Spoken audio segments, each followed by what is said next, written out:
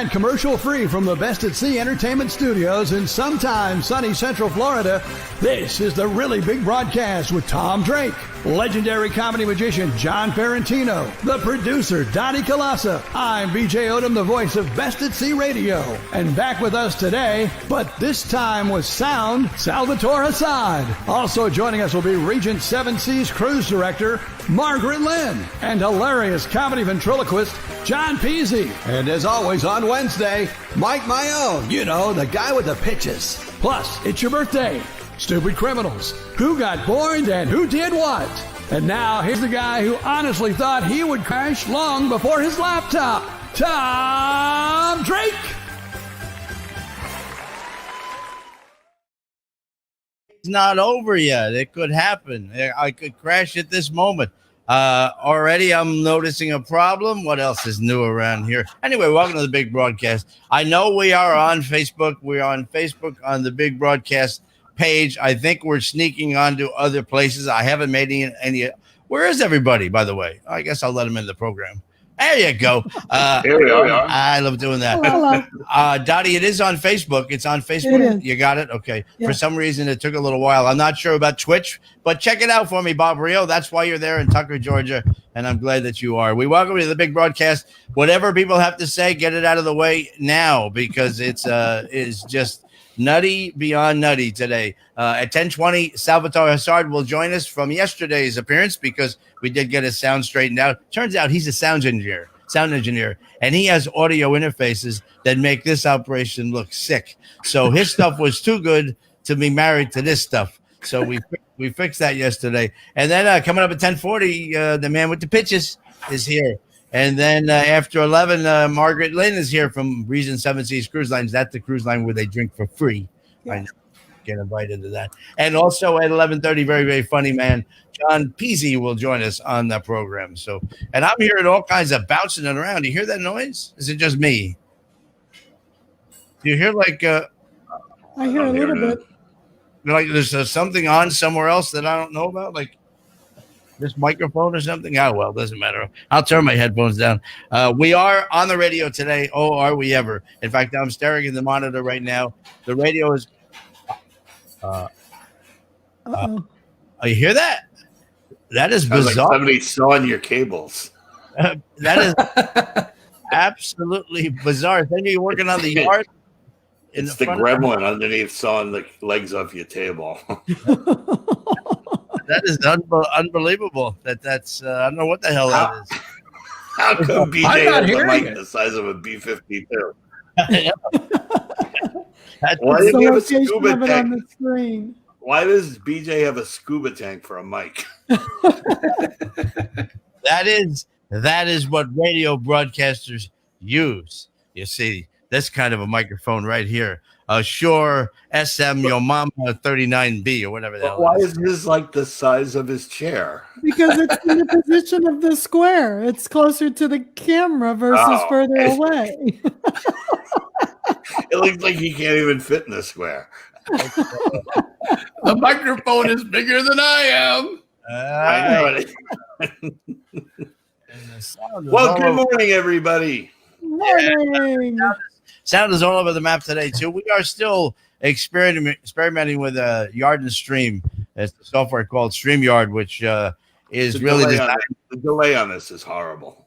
Yeah, I'm just telling you right now. We got to say something, and that's why we all talk over each other yesterday. Because the delay is we both start talking, but no one knows it. Yep. I couldn't agree more. If it keeps up, we're just going to be on the radio tomorrow. We're not going to be anywhere near social media anymore. I don't have to do my hair? And if people don't want to listen to on the radio, kiss my ass. Thank you very much. I'm serious about it because it's just crazy anymore. Trying to deal with all these different. You go on Facebook, you can see what my studio now looks like in order to make. Anyway, so it's National Teddy Bear Day. Did you know that Teddy Bear was named after Teddy Roosevelt? I did not know that, and it was named after Teddy because he refused to shoot a bear cub. Well, who the hell would shoot a bear cub? Honestly, I mean, nobody in their right mind, even a president. Donald Trump Jr. Maybe, you know. This is the This is the Corvette of radio right there. That's what that is. Anyway. Today, by the way, when is the grudge match today? What time? Tonight. Okay. 6:30, I think. 8? 6:30? I thought it was 8. I don't know. I could be wrong. My two hockey. No, it's been 8 o'clock all along, so I just assumed it would be the same time. I will tell you, the New York Yankees are scheduled to lose one more time at 6:37 tonight. They've lost 5 in a row. They're horrendous. I might have to watch hockey. It's also National Wiener Schnitzel Day. So if you never had your Wiener Schnitzel, it's an experience you can't imagine. Go ahead. Ask me where the wiener came from, BJ. Where's the game at 8? The game's No, at but 8 p.m. I hate to say this, but my wife loves Wiener Schnitzel. Well, She's got a German background, so that's why she likes it so much. A lot of people just like to pound their veal, but let's move on. I love Wiener Schnitzel. Yeah, there you go. I had a report, no Twitch. Yeah, that's probably right. I did nothing different. Everything is through StreamYard. You just click a button, you go live. And I just got a thing from Bob saying I got closed caption running on Dottie's page, or is it just me? It might be you. You might know what closed caption is. It's just him then. Yeah, we don't do that. Okay. He's watching yesterday's show. I give up. I've been up since 2:30 this morning organizing this. So sitting here going, what can go wrong? And I hit go live, and that's what wrong. We're not live, but I don't really care. We're on Facebook. Find us. You can listen to it on the radio. You can watch it on the website probably after 3 o'clock. I never make that 2 o'clock deadline. Okay, 10:10. We're on time. Let's get with it. So the Wiener Schnitzel was first schnitzeled in the 1830s, and basically you pound your veal, and then you lightly salt it and bread it. You deep fried in clarified butter. Now I don't really know. It's butter that's not confused. The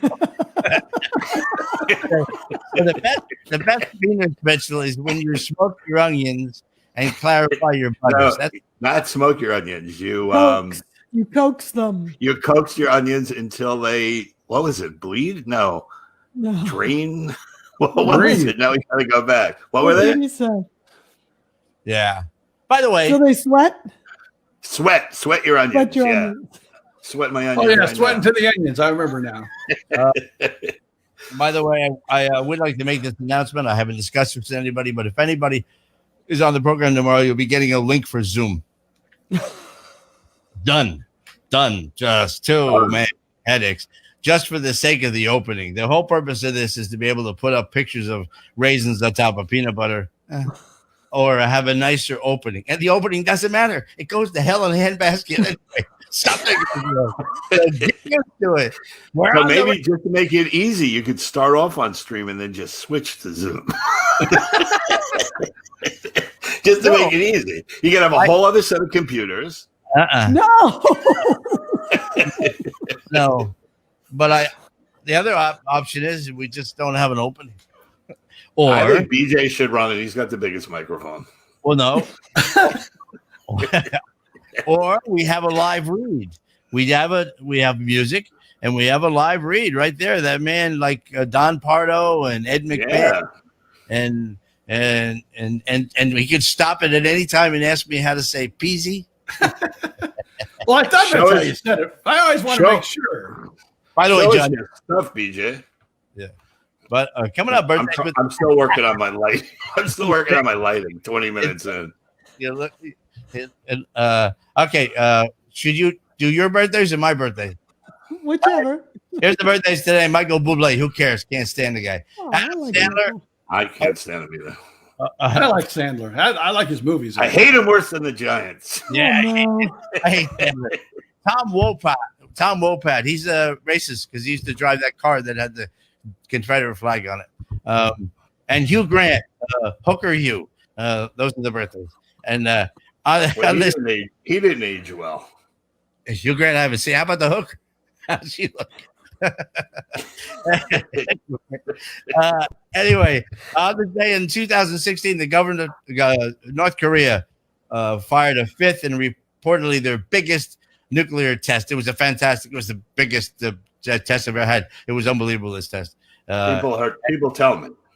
And people tell me it's the greatest. Yeah, people tell me it was the biggest. And South Korea called it a maniacal recklessness. I've been using this joke for 10 years now. North Korea actually has 2 bombs. They have the nuclear and the Hyundai. Thank you very much. On this day in 2015, Elizabeth II became the longest reigning monarch of the United Kingdom. And with all due respect to the English people, get the hell out. Give your son a chance before he has Alzheimer's, for God's sakes.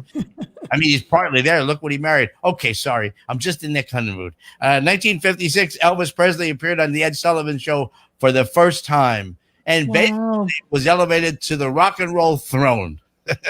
And then he fell off a few years later. I get it. Thank you very much. Back to the Queen. Really, the Queen wears, I read, on an average of 300 hats a year. Yeah. Okay. Wow. So how many hats does she have since 1952? A lot of hats. A lot of handbags. A lot of hats. She's got a full-time hat person there. A lot of hats, a lot of handbags. You know, I got bladder cancer because of an old joke I used to do. I really think I was punished. Because I used to do the old joke about the Jewish lady who was upset because she had a colostomy and couldn't find shoes to match her bag. Hello, thank you very much. Come on. He's on Friday, 11:30. I'm out of my mind. Also, in 1947, the first case of a computer bug was discovered. It was actually a bug. It was a moth inside a computer at Harvard. Literally. Yeah. So that was it. Okay, that's over with. Okay. All right. What? God, you're pushing. Which one are you here? The ticker. All right. Hold on a minute here. I rearranged things a little bit. So you're not stupid criminals, right? Oh, you mean a long birthday, but make it short today because we got a busy show. Happy birthday. Get it over with. Tight schedule. Wish you a happy birthday. Is your pet behaving better than the man in your life? Treat your pooch to the latest in pooch fashions at the Snood Factory. Our first birthday wish goes out to Skip Meddy. If you remember Skip from Holland America, Skippy. It's his birthday today, so very happy birthday, Skip. Also, Jim D'Amica in the cruising industry and the entertainment industry. He lives in Miami, Florida. G. David Howard. Happy birthday to David. It's his birthday today. Paul Hetherington from McKeesport, Pennsylvania, an old friend of mine, younger than me, but a dear friend. Happy birthday, Paul. And Bray Allen, one of our production cast members from Oceana Cruises. Happy birthday, Bray. 2 anniversaries being celebrated today. The first, Michelle and Mark Preston, 21 years today.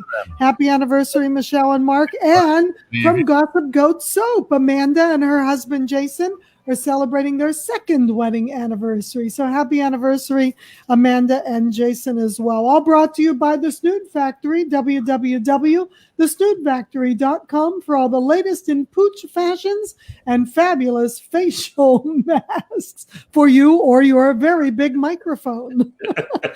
www.thesnoodfactory.com. And we welcome to that microphone. Thank you, Dottie. And we welcome all the people that went on Twitch and got twatch. Hopefully you found us on the radio or you just kept clicking until you realized Facebook works. But we welcome you to the program, Technical Issues, and that's the name of the show, actually. John, do you have a criminal available? Sure. Quick one. Right. Because it was in the promo, and I believe that, I was going to blow it off today because we got such a busy show. But, I got 2 really quick ones. Time now as Best at Sea Radio and the Big Broadcast presents Stupid Criminals with John Ferrantino. A 15-year-old teenager in Largo, Florida stole the marine radio equipment and then used it to place phony Mayday calls to the Coast Guard, costing the government hundreds and hundreds of thousands of dollars in responding to these distress calls. The Coast Guard sent out helicopters on at least 4 occasions to search fruitlessly for a sinking boat and a drowning person over a several-day period, leading the Coast Guard and Federal Communications Commission to begin still another search, this time for the proprietor of these hoaxes. In turn, the teenager experienced his own personal mayday when his mother found the expensive equipment in his bedroom and decided to call the police. Because the teen told the police, "I'm sorry, I stole the stuff and put these calls in because it's summertime and I needed something to do." There you go. Get a job. Now, I have a question, and I shouldn't because we don't have the time. That is an article from a newspaper or a blog. Who used Grammarly for that? Because who writes fruitlessly in proprietor? It's out of a book. Okay, yeah, somebody put it in because they searched fruitless. No, they couldn't find the guy. Come on, knock it off. And then the other one was the proprietor of the. Excuse me. That sounds like a cop wrote it. The perpetrator of the proprietor. Anyway, sorry. All right, here's the other quick one. A counterfeiter, 35-year-old Michael Jerome Chapman, made the mistake of returning a printer to the clerk at a Target store in Augustus, Georgia. Presumably, he was trying to get his money back from the printer, but instead, when the clerk checked the box, she saw a piece of paper stuck inside the printer, which looked more closely that contained copies of a $20 and a $10 bill. Chapman saw her pull the paper out and decided to run out of the store, where he ran into a police officer. When the police officer checked his wallet, he found matching $10 and $20 bills with the same serial numbers as the ones stuck in the printer. They went back to his house and they arrested 3 other people. That's not, they don't fool around with that. That's a federal. No, that's federal. That's federal crime. Yeah, that's you need some serious time for that. You'll be in the big house learning how to use a mimeograph. Again, like you're in the big house. What are you in for? Misuse of a printer. There you go.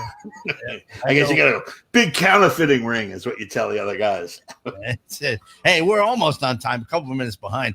Yesterday, I attempted to play this video, and I had reduced it down to a point where it was not watchable. And I did some work on it, and I think it's watchable. Maybe not perfect because look who did it, but let's give it a try.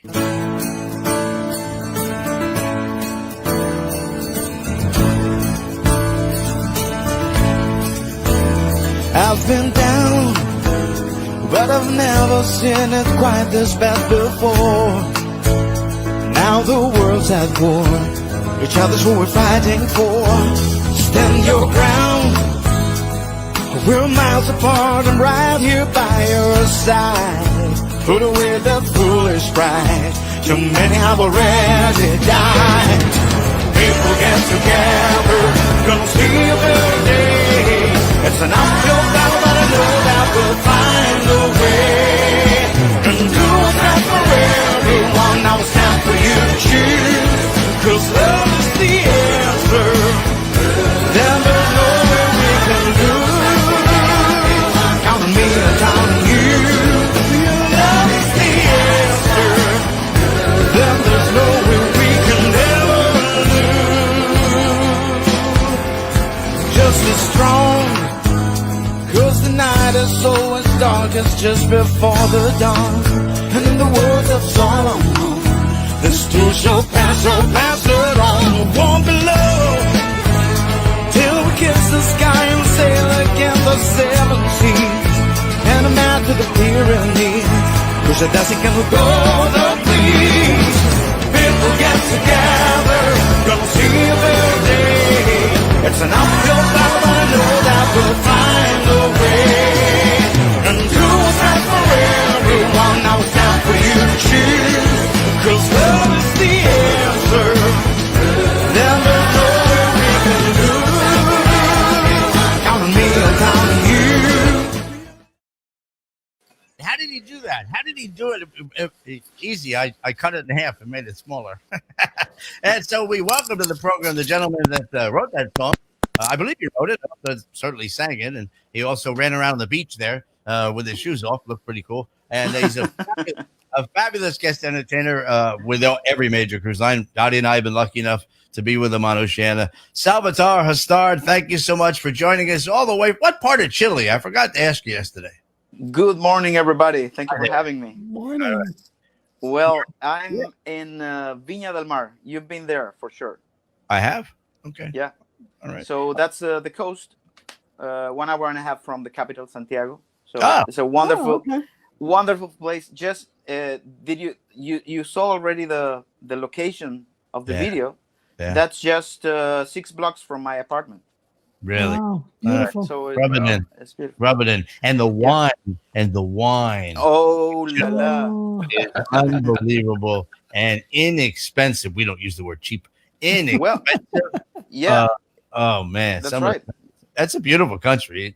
In all of people ask me all the time, South America and Brazil and Argentina, and I always Chile's always at the top of the list. Very developed and wonderful people. Anyway, I asked you to come on because the story is Elvie Rose, good friend of ours, is singing in that song. And yes. Dottie, and Dottie got excited, let me know, and I played it, and I loved it. And I'm amazed. People on the radio and that watch us on social media know that I struggle with technical stuff. And well, can you hear me now? Can you hear me? Well? Yeah. And if you didn't see the show yesterday, we did have some problems with sound, and it turns out that Salvatore is the sound engineer and has the best equipment in the business. And I'm not even sound, and I have Amazon's best, whatever they can drop off in my driveway in a hurry. So. All right, when did you write the song alone or someone help you? And I love the was it Solomon you're quoting in there? Solomon. Yeah, that's right. It's well, the lyrics is a wonderful work from another great comedian, Scott Harris from Canada. He wrote the lyrics, and so I had this melody, this song from, I think I composed this song 20 years ago. Wow. And it was stuck in my head, that melody. And so I thought it was catchy, but I never find a good lyrics to put it together. So finally, with all these collaboration songs that I've been doing during the whole isolation, I'm always chatting with my good friend Scott and say, hey, I have this song. Would you write a good lyrics for this song? So we worked for a month, and then another month for the arrangements, and another month for the video. Because there are 18 voices that I had to mix. Sure. So it was a fantastic and fascinating experience, blending together all those kind of different tones and colors. It's amazing. Would you do it again? Oh yeah, I would. Yeah. No doubt. Did you do the editing? The editing, yeah, as well. The editing of the video.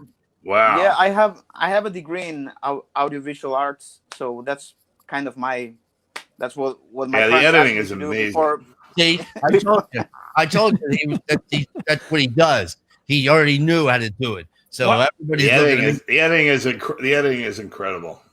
Thank you. Can we get you to come to Tom's house for about a week and just sit there with him?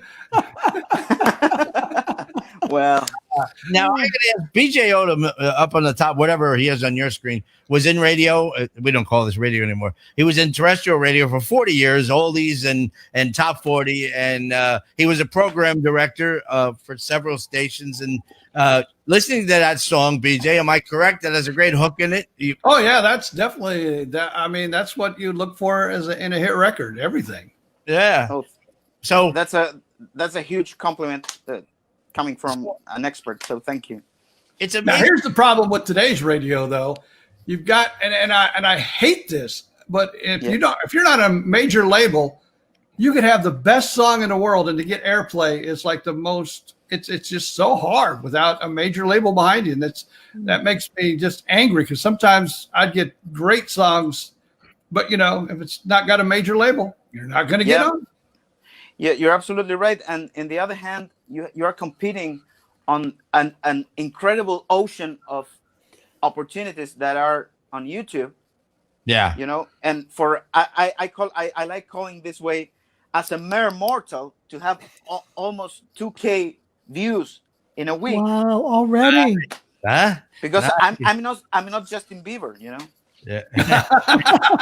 You could be the next one. Maybe. Yeah, though, with that many listens, you might get radio to actually, get excited about it. Maybe it might be good to send some promos out to some major programmers. Right. That's the goal. So. And you never know who might be listening. Okay, so now I saw Claude Eric Burnell. I saw Leandro was there. Giselle, Claude Eric is a guest entertainer for all the major cruise lines. And Leandro is a band leader, more than a band leader, for Oceania and region, but we don't let him go to region. And Giselle is his lady. She's a tremendous singer, saxophone player. I saw those. And Camilla Andre. Yeah, that's correct. Yeah, yeah. And I would assume the others are all from working on Celebrity and you work for everybody. So they're just friends you made along the way. Absolutely. I have friends I work for many cruise lines, so I have very good friends from most of them. So, and you see already people from Oceania that we worked so happily together. Yeah. You know, with Leandro, we made a couple of videos already. Yeah. We have a cover song of Stevie Wonder, High Ground, and Leandro is playing the clavinet. It's amazing. For those people listening and watching, if you've never sailed on Oceania, Leandro's I don't want to say he's the best because I don't leave somebody out, but he's a tremendous band leader who never stops coming up with ideas. We can do this, we can do that. His band is always just playing just to play. They're learning songs to learn songs. And I say that intentionally because I know we have a lot of people on Oceania listening, and we probably have bosses. He's just he's amazing. So is Giselle. They're just true. And when you can combine a good musician and a good person that has very good vibes and a good way of working is priceless. Yeah. Now is your music like on iTunes and Spotify and all that? Because there's also money to be made there. In all the digital platforms. Yeah. Okay, cool. See, he even knows the right words. In all the digital platforms. Yeah. And what would they look under? Would they look under Salvatore or Hazard, or is a group got a name too? Yeah, my stage name is Salvatore Hazard, so you can look for all my music that way. Yeah. Okay, cool. All right. Thank you for the advertising space. I'm very good at saying I messed up. I had intended on tracking down that information and putting it on the ticker that we have running on the bottom there for the people so they can make a note of it. But it's a pretty easy Salvatore. And Hazard, Hasard, but it's right up on the screen there, and then just Google it; it'll pop up. It was easy to find. I put in a better day with your name, and it came up like that. Sometimes, a better day is kind of a common name. Sometimes if you put in Best at Sea Radio without putting in .com, you'll get every Motorola radio you've ever wanted for your boat. You won't get this website. So who's ever doing your SEO, is that what they call it? Search engine. Yeah. Who's ever exactly that's we are all looking for and the social media for now to do the big hit to the SEO. Yeah. Elevate you gotta come stay with Tom for a couple of weeks. You just fly on over. We need you. Elevate your Well, you were telling me about OBS, right? We were talking yesterday when we were doing the sound thing. There's another platform that we could use called OBS, and, right, yeah. With the accent on the BS, it is not plug and play. It's plug in profanity is what it is. To learn it is tough, and I'm not a young guy, so it's my brain. Me neither. Yeah. Hello. Did you lose weight, by the way? Not to get off the subject, but no. By the camera angle when you're on the beach, it looks like you were never heavy. By the way, let me clear that up. But it's the angle. It's the angle. The angle. You see, look at this. I need to do something from the side. From the side. We have a. Go ahead. Did you notice that I didn't move a little? I didn't move from this. No. Okay. Were you the whole interview? It's like did you see Zoolander, the movie? No, I haven't seen it. No. Yes. Yeah. No, but OBS. I did all my live streaming shows through OBS, and it's a very good tool. Yeah. Well, this is all a very good tool, but the tool that's trying to operate it is not very good. That's the problem with that operation.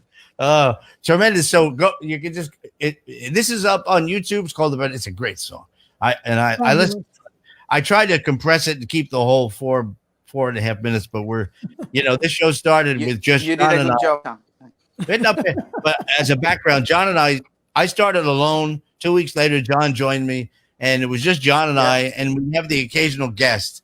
And then we be in the second hour with 20 minutes to go. We're looking at each other going, got anything? Because we're nothing to talk about. Then we had, So then we had hit my watch. Did my watch stop? we added one guest, then we added two guests, and we added three guests, and then when I forget, I have people booked. We have four guests. So today is good. We came on. I told them talk quick because we have 1, 2, 3, 4 people, all great stories and great talent. So I talked to you yesterday about this. Until the ships happen, I see Costa. Dottie says Costa. Do you want to do work for them? Costa's sailing somewhere in Europe. And do you have any restrictions? No, I never worked. Can you fly from South America to Europe now? Yeah, you can fly everywhere for now. Yeah. Yeah. They don't have if you're brave enough. Yeah, well, if you have work, we have a friend of ours, a comic. I don't think you work with Richie, but he's been out there with his mask working. Who? Richie Minervini. Oh yeah, we work together. Yeah. Okay, Richie's working. He's working car washes, ice cream stands, comedy clubs, driveways. Because he likes to work, so he's out there. He's working the COVID lines where they're doing the testing. They pay good. What can I tell you? Oh my goodness. So So, actually, in my town, we never had a quarantine in all these 6 months. Wow. But if I want to go 3 blocks from here, I do have. Yeah. But 3 blocks to the north, not. Well, that's interesting. I mean, they obviously they obviously are have a plan. I guess the right word. I don't know how to describe that. But we where we are, we had a mask rule, but nobody enforced the mask rule. Where John is, they had a mask rule, but it was impossible to enforce the mask rule early on. Now everybody wears a mask, everywhere. I don't wear it outside, but there are other people outside walking around with masks on, with guns too. But that's and El Zorro wears a mask as well. That's right. You know what? The Zorro. I absolutely never thought of that. So what's coming up now? Are you working on another song, a CD, a video, another video to embarrass me? What do you have planned? Yeah, I'm gonna keep working on because I've been doing a lot of cover songs for all these months. Okay. But I'm gonna stop doing covers now. I'm gonna start putting together all my videos for my own music. Okay. That's one of the plans. And at the same time, I'm doing some online seminars, about studio producing, studio Can recording. you send those to Tom? Yeah, shut up, everybody. Well, you can book a personalized class. That's what I need. There you I don't go. want to learn more. I want to forget. Let's talk about something else because you're a tremendous multi-instrumentalist, singer, songwriter. Come on. What came first? Guitar, drums, piano? What came first? Drums? Drums. Yeah, but that was first. All right. But in your show, it's the guitar that is the main Come focus. out with the guitar. Yeah, because when I was a kid, the instrument that I fell in love was the drums. But then I realized that sitting in the back, you're not gonna get the girls. So I picked up the guitar. That's what I did wrong. Yeah, I was playing one day. What's going on here? Yeah. Okay, I'm gonna. No, that's a joke that I have for myself. It works. I picked up the guitar because in some point my parents were so sick of the drums. We had 2 drum kits at home.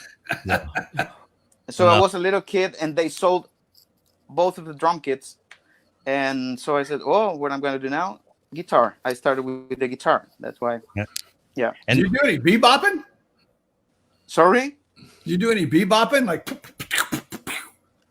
beatbox? No, I'm very bad, but my grandson is very good with that. You know, the kid that is in the video is my grandson. Oh, okay. Right. Your grandson. So We thought it was your son.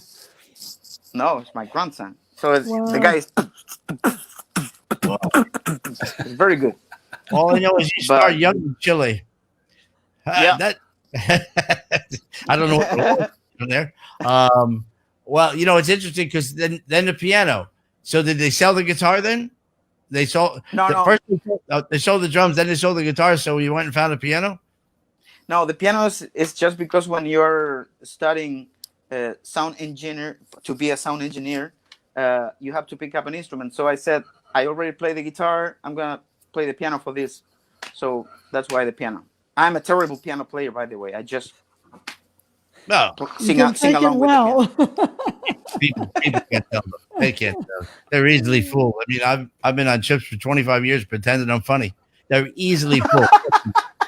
I got to ask you this because I know you're a great musician. What do you think of the electronic music? Does it make you angry that people are not even picking up instruments and making music, or do you like that and do you do it yourself? You know, I don't blame anything in music if it's well done. You know, when something is not attractive for me, it's gonna be acoustic. It's gonna be electronic. It doesn't matter. But if it's well done, if you actually, I like to put together electronic drums and acoustic drums in a song. I don't mind. But if we are talking about music styles that are repetitive and not creative, like reggaeton and stuff like that, I respect everybody's music, but it's not my thing. Because creativity was the king in the 70s, 60s. You know. There's no more music like Stevie Wonder's music or Billy Joel. No. And I think the bad thing of the electronic music should be the copy paste habit. You know what I mean? Yeah. Mm-hmm. Yeah. Because you have that advantage when you're working on electronic music and copy paste, and you can easily hear songs that sounds really, really similar. If you listen to the radio, everything now is like there's no other beat. That's what BJ, you and I got to start doing electronic music. Because my SEO is not good. My other skills are lacking, and I don't have 2K of anything. So, it's 4K nowadays. Yeah, well, no, I'll take 2K. Well, now we're growing every day. Salvatore, we do have to run. I apologize for it's a little bit short today because we're fitting everybody in. We wish you no problem, and you're welcome. If you come up with something you want to talk about or play, let us know, man. I love talking about show business. I love talking about music, and I love talking to entertainers. We don't get to do it anymore because we're in sheltering in place. So that's what this show does. And I'm having a coffee in Zambuca right now to hell with it. All the best. Thank you. Take care and stay safe. Thank you very much. Thank you very much for having me and all the best for the show. So much. Love you guys. Love you too. Thank you, Salvatore. Love you. All right. Bye, Dottie. Bye-bye. You got that, Dottie? Ciao. Yeah. You got that? Okay, then I got this. Watch this. Just watch this, everybody. What the hell happened? I keep freezing. What happened? No, just play it. Just play it.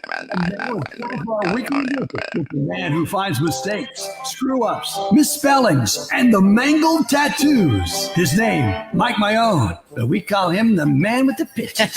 Here's Mike. Well, hello. Hello. How is everyone today? You're killing me. I'm just trying to. You look now. You with the hair and everything. You look like the great You're on Gatsby. vacation. It looks like the great Gatsby. I should be in a mansion. Maybe you are. I don't know. Well, how well the photo business was. It wasn't that good. One thing, anybody that can pay their taxes in Long Island He's at the Mayonne Estates. I just want to know where the umbrella is in your drink. That's all I want to know. I'm missing it. You're right, BJ. How is everyone today? We're good. How are you? Excellent.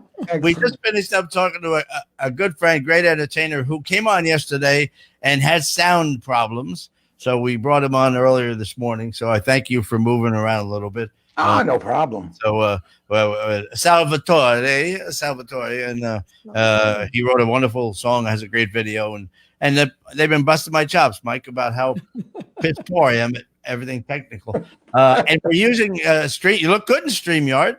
Now, thank you. The whole thing looks good. I'm looking at it right now. You all look good, but Dottie tells me she's freezing every now and again. Freezing. We have issues with our sink, not the one I wash my feet in, but the one wash my feet in the sink. Did anybody else's video freeze during his thing? No. I was almost completely frozen. I'm frozen now. Oh, okay. But I will say this, John, since we're discussing technical stuff, your mic is so hot that whenever you move a piece of paper or hit the desk or anything, it reverberates. My mic? Yeah, it must be yours. You were the one moving the papers around. Let's put it this way: your future's a cat burglar. I picked up a piece of paper to write on a guest's name on it. Well, then it's your job to turn it down. I have no control. I can't turn it down. It's all on one feed. It all comes down. How can I turn it down? I have volume controls. It's great look. I swear. I mean, compared to Mike Grief and the tattoos, and Peter Mike Ridgely is listening in. Be careful. And Peter Bell's a whiteboard, and Joe Silky with the floating head. You got it. You're there. You're perfect. And crinkly paper Ferrantino there. I don't have any paper to crinkle. I'd make some noise too. You should see Mike on social media. I mean, you should call your friends and tell them. Well, thank you. Yeah, he does look good on Facebook right now. Yeah. We have some great little videos up there. Lots of little magic tricks, little 1-minute magic tricks that we've used on the show. And some of them I'm actually proud of. Yeah. You look good. I'm still looking for that for myself. You can find Mike Mayonne his YouTube page. Also, every Monday at 11 a.m. on the Parlor of Mystery Facebook page. That's correct. And who do you have Monday? Who's coming in? On Monday, we have Clemens Ilgner. He's a German magician. And what's interesting, especially about him, he's an award-winning German magician, but he's also a full-time professional trumpet player that plays in the national, I think it's the National Orchestra of Germany, travels around. Even played at Carnegie Hall a few years back. So he's a very interesting thing. We'll chat with him about that. John, write that name down. We like to steal your guests after they come on your show. Reach out. You did that Skype show. You want to come on with a whole bunch of people? We don't do any pre-production to rehearse anything. You can just look at what I did and ask the same questions. Hey, Mike, I saw a guy do your holes trick. Just an idea for you, and he started off with a hole puncher. Oh, did he really? Yeah. But that's a particularly interesting trick. Of course, it's a trick. Yeah. Of course. And this guy, this Frenchman manufactures it. And John, one of these days, just you and I are going to look at this thing up close. Oh yeah, I can imagine. But I'm saying this. I think it's not a real hole puncher. I'll just go with that. You think? Well, you might be onto something there, John. All right, pretty cool. Hey, I was going to bring dogs that look like they're masters, but I realized that that's such a visual thing that your radio listeners wouldn't get a chance to really. How the hell with them? So I thought people who just know what to say at the right time, they have like words of wisdom, and that's what we're going to do today.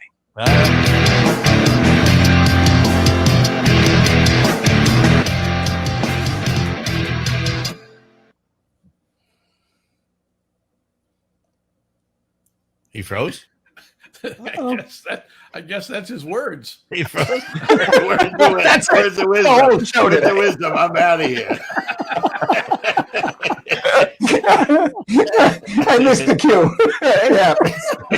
Anyway, some people just know what to say and when to say it and how to say it. So that's what we're going to look at today. Some things they get it just right. Like this.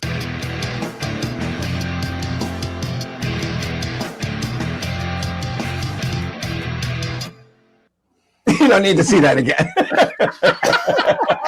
Don't try to make Tom feel better.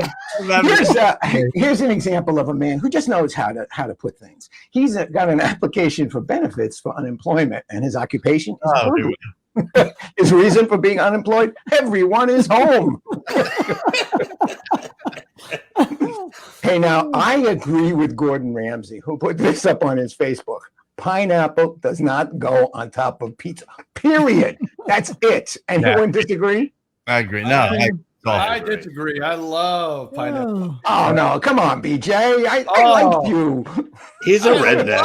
Pineapple. Pineapple and spam on pizza. That's it, baby. Spam, yeah. Okay. Gary. Hey, here's one. Now, there's John, about Photoshop, right? They got these interesting tools, and you can adjust things. The door. Bigger or smaller. So here's a picture of this girl. She's so proud that she's working out and she's making her booty look good. And then the guy who knows Photoshop responds to this post, "Did your door hit the gym too?" She's obviously used a little Photoshop there. Now, you can't argue with Bill Nye, the science guy. This young fellow, Nick, he is so happy that Kylie Jenner is the Ariel we all deserved. And Bill Nye responds, "There's already enough plastic in the ocean." And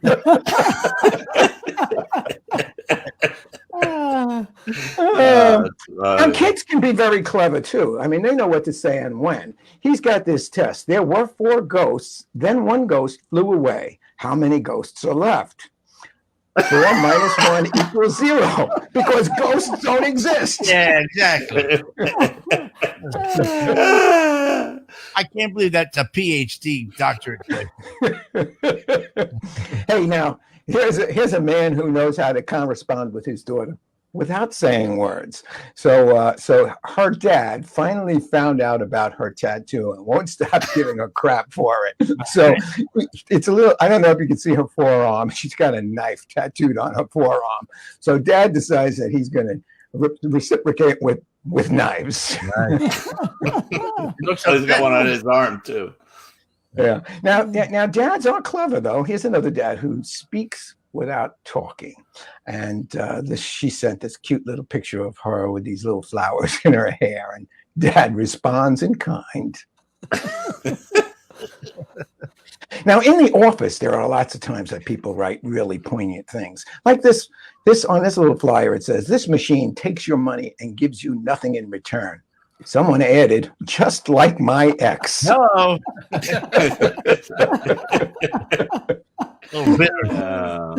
And often, you need teamwork when you work in an office, in an office environment. So this person decided that Saturday at 3 p.m. everybody should get together in the lobby, and then we'll go out and build a snowman. But there's always that one person who isn't quite a team player, and he posts this sign. At 4 o'clock, let's all get together in the lobby to destroy a snowman. Oh, that's much more fun. That's funny. Hey, no notices or flyers allowed. Hey, buddy, it's a flyer. Okay. This person got really incensed. Purple marker missing. Please return it ASAP. In purple marker is written, "No!"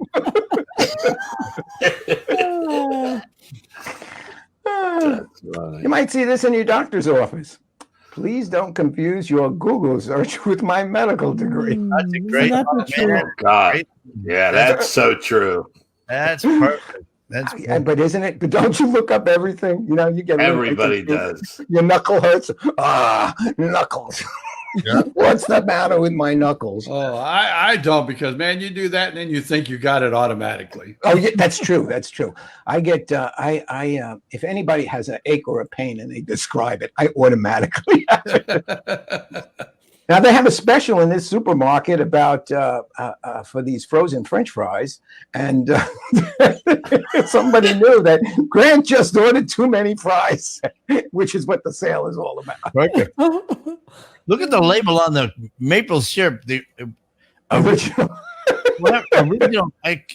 Boy, the graphic, that's not Joe Silkey's work right there, I can tell you. No. It's very to the point, though, isn't it? Tom notices these things because he's got a 37-inch monitor now. 32. Hey, blah, blah, blah. Just come to church. That's a good sign. I like that one. Hey, Mom, that's not a picture of Jesus. Mom's got a little sanctuary there for him. But this is my favorite, and I will end with this billboard. Hi, Stephen. Do I have your attention now? I know all about her, you dirty, sneaking, immoral, unfaithful, poorly endowed slime ball. Everything's caught on tape. Your soon-to-be ex-wife, Emily. P.S. I paid for this billboard from our joint bank account. Good on her. Absolutely great. Well, that's what I had for you. Cheers. I hope you enjoyed those pictures. They were great. Really, I think I want to trade in my coffee in Zambuca for a large fruity drink. It's delicious. Yeah. By the way, I would like, Mike, because you are so technically astute, do you believe the BJ's microphone is a little too large? It's like a scuba tank.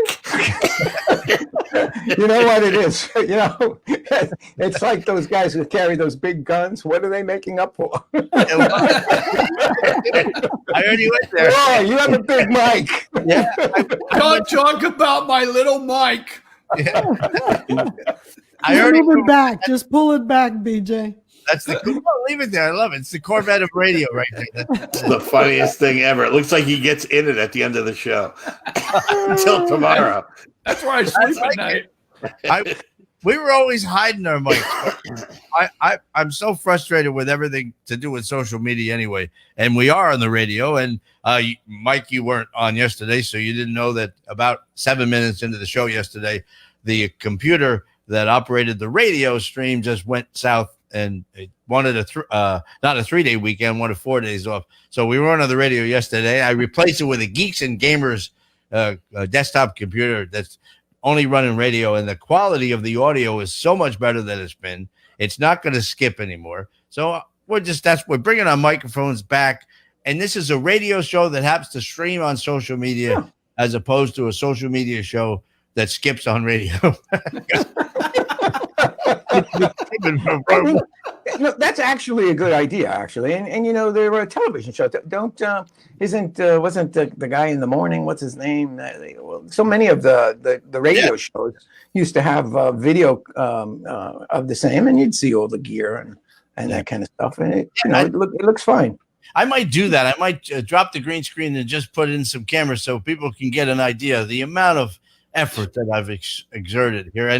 But BJ can turn his camera around and get a better shot of that mic on the way out. It's probably only this big. All right. It's a whole 12 inches. Don't let them lie to you. That's with the cord. Anyway, we thank you, Mike. Monday on the Parlor of Mystery page on Facebook. It's on the bottom there on the scroll.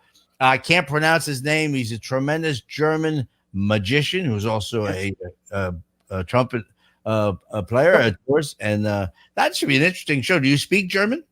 No. That's what's going to make it really interesting. Be like Klaus Myers. Trick number one.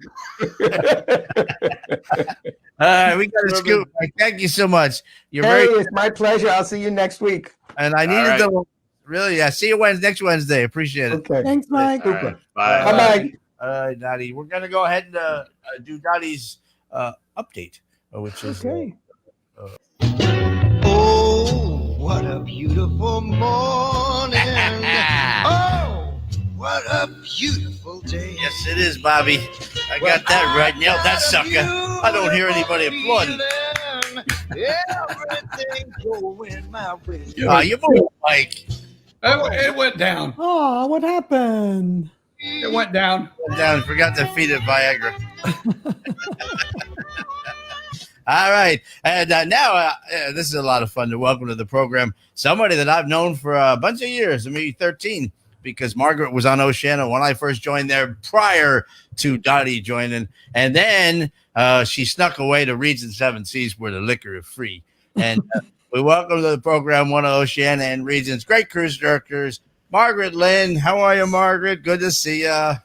Hi, Tom, Dottie. Hi, nice Margaret. to see you. Gentlemen, nice to meet you as well. Great to be here. Thank you. Let's introduce you to the legendary comedy magician, John Ferrantino, who only comes on Oceana with us. I don't know why. The buyer sends him with us.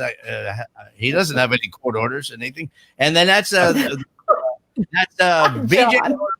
BJ Odom, which the BJ does not stand for Big Mike. BJ Odom, who does our liners, and this is Margaret Lynn, and from North Carolina, South Carolina. South Carolina by 10 miles. I live right on the border of the Carolinas. But on the good side, because that's where that football team is, right? That's Can you guess? I'm in my home office right now, if you didn't know. Margaret is a diehard Clemson fan. She's a graduate from Clemson. What are you going to do without football this year? They haven't. We're playing football. They're playing. Yeah. We're playing. The ACC's playing. We play on Saturday. We open the season on Saturday at Wake Forest, 7:30. Game day's coming. I'm not sure how that works. And Clemson, for the home games, they're only playing in conference, and I think the Citadel. And they're having 19,000. Our stadium holds right at 85,000, and they're allowing 19,000 in. Yeah. So we're in. As long as it goes, we're in. Yeah, I worked at WSSL for a while. So. They're right next to Clemson. Say it again. I know Whistle. That's right. Whistle 100, I think it was. Mm-hmm. Yeah. No kidding. Whistle 100. Yeah. Did you have to get a job? Did you have to whistle? No, but I was BJ McCoy there. I wasn't BJ Odom or Bubba. I was BJ McCoy, the real McCoy. I know that. Okay. Well, hello then. It's nice to hear you again. We got away from the radio stations with XM radio and that kind of thing, but I remember Whistle 100 very well. How about that small world? All right, so we'll start. Dottie, I'll ask the first question and then I'll throw it out. Were you on a ship on March, whatever the hell it was? I came home March 18th. When the end came, were you home or you were on a ship? I was home. I flew home from Auckland on January 21st. Oh boy. So I've been home a long time. And I left, Sean Carter very well, who kind of snuck over to Regent for a little while. And as we say in the South, bless his heart, because I did a handover with him and left him there. And then all of this kind of went down. So we were in constant contact, but I said, sorry, I didn't mean to baptize you by fire.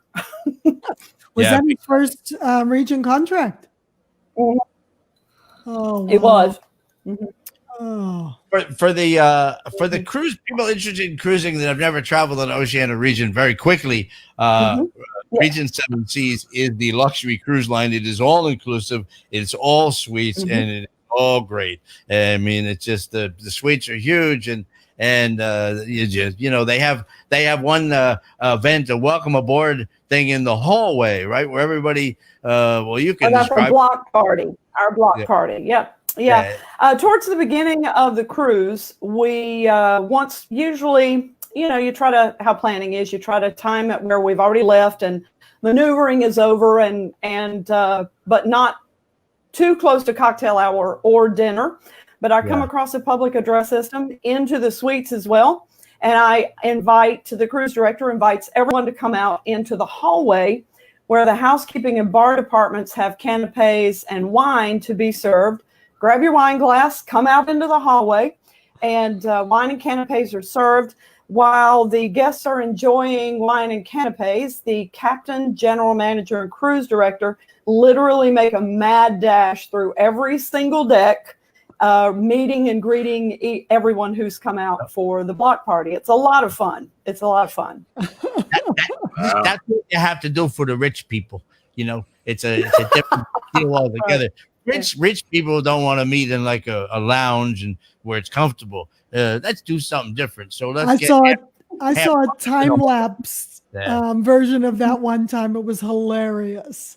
By the way, it is crazy. And I don't know why it took almost 25 years, but someone finally decided it was actually during flu season, one of our captains decided that instead of shaking hands, we could actually carry a glass ourselves. Now she put orange juice in hers, but let's just say that I did not. A little white wine. Margaret made a point there. Regent Seven Seas has a female captain. Yes. Can I ask a dumb question? Yeah. All the time. Well, I was a school teacher, BJ. There was no such thing as a canapé. Hey, I'm real smart. BJ, it's one of those things that you go up under when you're camping. A canopy. Oh, okay. An hors d'oeuvre, BJ. It's hors d'oeuvre. Okay. You know what it is. Fancy word for hors d'oeuvre. You know, when I was in high school, which is already a fancy word. When I was in high school and in between senior year and college, you know, security was a lot different on ships. And we used to go into New York, and we would go into New York and we'd get dressed up, my friends and I, and we'd just walk on the ship. And we would go from room to room and say, hey, we're in the cabin next door. And they'd say, come on in. And we'd have a few cocktails with them and go to the next floor. And we do that on Saturdays. And we would go off, and then they'd say, we ask all visitors to leave the ship, and we'd walk off. And that's how we would go to the bar on Saturday night. Because you were allowed to bring guests on. It was called, it's the Bon Voyage party. Bon Voyage party. They let passengers go. That's what security used to be like on a ship. And we used to can't even do that. I can't even show up and go on board.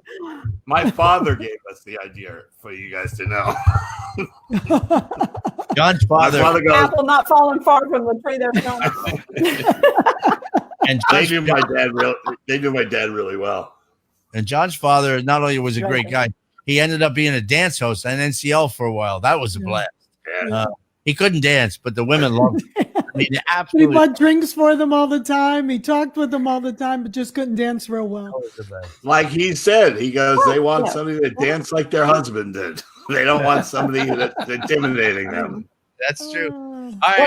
What is a joke? Thank you, vodka, for giving me such great dance moves. I think once you have a little bit to drink, anybody can dance. I don't know. Who cares? I danced from the waist up for about 25 years. I don't know what my feet were doing, but I managed to pull it off for a little while. As a background, Margaret's been with Oceania, which eventually became part of NCL, which is also Regent Seven Seas. I just confused the hell out of that. From the beginning, did you not join Oceania from day one or right near day one? About 2 years. I came in August of 2005. It was only the regatta. The Insignia had just recently been launched, and the Nautica was actually launched that winter, I believe. So they had been, I believe Oceania came into operation around June of 2003, and I came in August of 2005. Yeah. And you were a part of the staff, but also part of the production shows. Margaret is a fabulous vocalist as well. It is still a great singer. And BJ, Margaret does a show called Sheehaw. All right. And actually, he sings a song about canopies. No, I made that up. And you still get to perform on Regent. You get to do your show, 2 shows or 1? You do 2 or 1? It depends on the length of the cruise. Similar to Oceania, we have some cruises that are 8 or 9 days, and we have some that are 49 days. And when my friends at home ask if I still get to perform, and I say, well, as cruise director, I do the entertainment schedule. So yes, I do. There you go. But I have 3 45-minute shows. that I can use, and I sit in with the band and still do. Dottie, you and Tom may recall, I do some basic ballroom classes. There's not as much time for that, but I still enjoy it when I can work that in. So we do get a little bit of that in as time permits, but not quite as much free time as when I was doing even production work and assistant or hostess work. But I still try to, I still try to work in those things that get me right there with the guests and the things that, I really enjoy. I admit on air that the paperwork, not so great, but the other parts, I really enjoy. Part of the job, though, unfortunately. Enough of that paperwork. By the way, and Margaret doesn't put the screws to the guest entertainers for her own show like some do. So she's very fair about that. No, oh, gosh, no. Oh, heavens, why would I do that? Not like one cruise director who wouldn't let a someone that won the Olivier Award sing a particular song because it's a song he did. Like none of that. As a matter of fact, I check with my female guest entertainers as to their running orders before I even schedule myself, because I just think, and I know it's not their song, it's not my song either, but as someone who's been on both sides of the stage for all of these many years, I just made that, when I was promoted, I made that kind of one of my mantras. And if anyone's watching, I think they'll know that that's the case, that I'll check in with not only my guest entertainers, but also my female staff singers, because they don't have a lot of material and we ask a lot of them. So the girls and I kind of get together and see who has what. And I love the performance aspect of it, but I also think that I'm there to make the entertainment shine. And that's kind of my outlook since the beginning. And I learned that from some great people like Dolly. I was going to say, Margaret, I love you, but you got the job. Anyway. Have you been putting any shows together while you've been home? Are you doing any additional shows now? I have, I think, when I thought I was supposed to be on Splendor, our new girl, this summer for a little while. And I was putting together, not a show so much, but I was putting together a 70s and 80s set. I like to sing with the band on occasion in the late night as well, when the schedule permits. And I was putting together a 70s and an 80s set. So I've kind of got that put aside for when things get back to whatever our normal's going to be. So I had a lot of fun putting that together, and I like singing with the band. It's a nice place to showcase material, to see how the crowd reacts, because depending on the situation, I can use it at different times of the night, late night, early evening, see how people react to it, see how the chart works out, how the band does with it. It's a nice place to provide some atmosphere and also kind of see what works. I like to sing with the band too, but they won't let me. So very mean. They go, Tom, I'm sorry, you suck. Okay. Margaret has a fabulous the Sheila, the country show, and as well a jazz set that you used to always do, at least on Oceana in the evenings upstairs. That was a great show too. So I've only been I've used that late night too. Sorry, but enough about me. No, I've only been on Regent, I think 3 times, and I was told by a previous boss it's because the alcohol is free and they don't trust me, and I thought that was very unfair. I offered to pay for it, as a matter of fact. But it's a fabulous way to travel, and very similar itineraries. Oceana, by the way, is the same product when it comes to food and service. It doesn't have all suites and isn't all inclusive when it comes to the booze. But do you go any place? I'm trying to think if Regent goes any place different than Oceana does. Have you been to somewhere exotic? Is there a favorite? Well, I always ask this question for cruisers, for people that are watching or listening. Favorite place to go in case they haven't been there, or they've been there, but you know what? Next year, everybody's going to want to cruise. Everybody wants to get out and do it again. Maybe go back to someplace they've already been. Is there a favorite spot for you? That sounds like such an interview question, but is there a favorite spot for me? No, it's okay. It's I'm going to be really boring here. I think the Amalfi Coast is the most beautiful place in the world. Every time, it doesn't matter if it's 6 o'clock in the morning 11 o'clock in the morning. When we're sailing in, I always plan ahead so that I can just go up to as far up as I can go, the top deck, and just sit there. It is so beautiful. It moves me to tears every single time. It's my favorite coastline in the world. I love the Australia-New Zealand cruises. The weather can make things interesting down in that part of the world, but I've always enjoyed that part of the world. I don't know that I can't think of a place right now that I've been with Regent that I didn't see with Oceania. But again, March was year 26, and I've been really lucky to work in luxury cruising. So I've cruised just about everywhere that you can cruise. Yeah, we worked in. Just kidding. What? It's a joke. NCL in the old days when it was fun. 7-day cruises out of Miami. I mean, it was. Yeah, it was great. Except for the arrest. I agree with you. The only problem with the Amalfi Coast is every time we're there, Raphael Cinque is never home. We go by the house. We ring the. Where the hell are you, Raphael? You said come. Feed you. Right. He's home now. Oh, believe it. Actually, I haven't confirmed this, but I'll email you. You sailed with Captain Hansen in the day, didn't you? Did you ever sail with Meinhardt? I did. Yes, I did. Yeah, I got a text from staff captain back then. I didn't sail with him as a master. I sailed with him as staff captain. He sent me a message for my birthday, and I said, "You got to come on the show." He goes, when? So I'm gonna bring. He'll be our first captain next week. He's certifiable. That's excellent. Very nice. And he's not your normal stoic captain. Let's be honest. I mean, he rides around the pool deck with a Reagan mask on a bicycle. He's not the normal captain yet. So that'll be fun. So what are you doing to stay busy? We're doing this. John and I started together, and then we brought in the man with the large mic, and then I finally convinced Dottie because she really didn't want to do it because Dottie doesn't like to talk to people, but she's fitting it. Me either. What are you doing? Well, I'm still fortunate enough. I have my mother with me. She's 87. She'll be 88 next month. So I've tried to take all the precautions so that I can keep spending time with her. I haven't done a lot of things outside of, from the very beginning, we kind of had a circle of family and close friends, and we've kind of kept that for the most part. However, since school has started, actually, I finished Clemson with an education English degree, and I taught high school for 3 years right out of school.